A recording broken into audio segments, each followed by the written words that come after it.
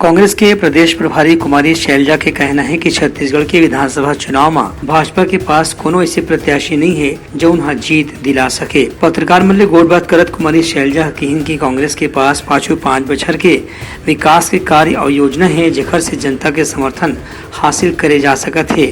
फिर भाजपा के पास ऐसा कोनो भी उपलब्धि नहीं है। तो ये उनका अंदरूनी मामला है, लेकिन आप इस चीज़ को ऐसे भी देख सकते हैं कि भारतीय जनता पार्टी का छत्तीसगढ़ में कुछ बचा नहीं है और यही कारण है कि आपस में ना इनके पास कोई कैंडिडेट हैं और ना आपस में कोई इनकी संतुष्टि हो पाई।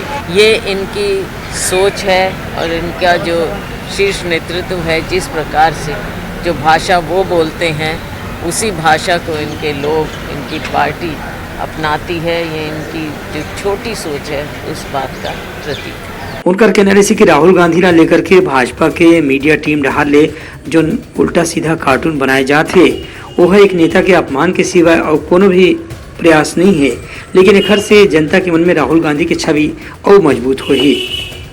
ब्यूरो रिपोर्ट उतलंगा न्यूज। सोर संदेश द बज़ उतलंगा के खबर चारों मुड़ा है नजर। छत्तीसगढ़ी और अंग्रेजी भाषा में खबर पर रहो बेसबर। भाजपा के छात्र संगठन अखिल भारतीय विद्यार्थी परिषद डहार ले आज राज्य में पीएससी परीक्षा में कथित घोटाला के आरोप लगा करके आक्रोश रैली निकालेगी। ये रैली में प्रदेश भर के जम्मू जिला के विद्यार्थी परिषद के कार्यकर्ता मन बड़ संख्या में शामिल हुए। विद्यार्थी परिषद के छात्र नेता मन के दावा रही से कि 5000 से ज्यादा कार्यकर्ता मन ये रैली में शामिल हुए।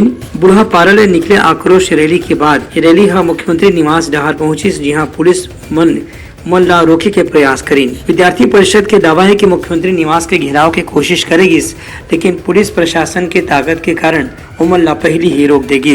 एक बाद भी विद्यार्थी परिषद के कार्यकर्ता मन के कहना है कि रैली से जनता के मन में ये बात निश्चित रूप से बैठ गई हवे कि ये दारी के पीएससी परीक्षा में कांग्रेस के समर्थक नेता अधिकारी मन के लड़का मन के चयन करेगे है, एक से योग्य युवा मन के उपेक्षा हो है।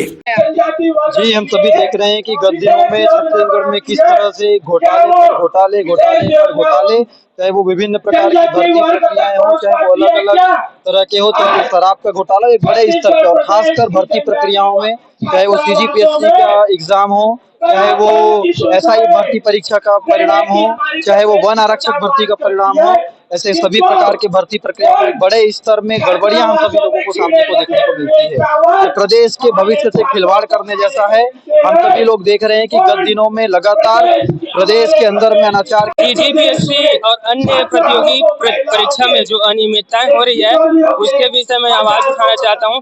सरकार से मेरा यही अनुरोध है कि कोई भी परीक्षा हो रही है उसमें पारदर्शिता दिखाएं और जो छत्तीसगढ़ में युवाओं के साथ जो 3 साल 4 साल 5 साल से जो तैयारी कर रहे हैं उनके हक में जाए, उसके पाला में जाए।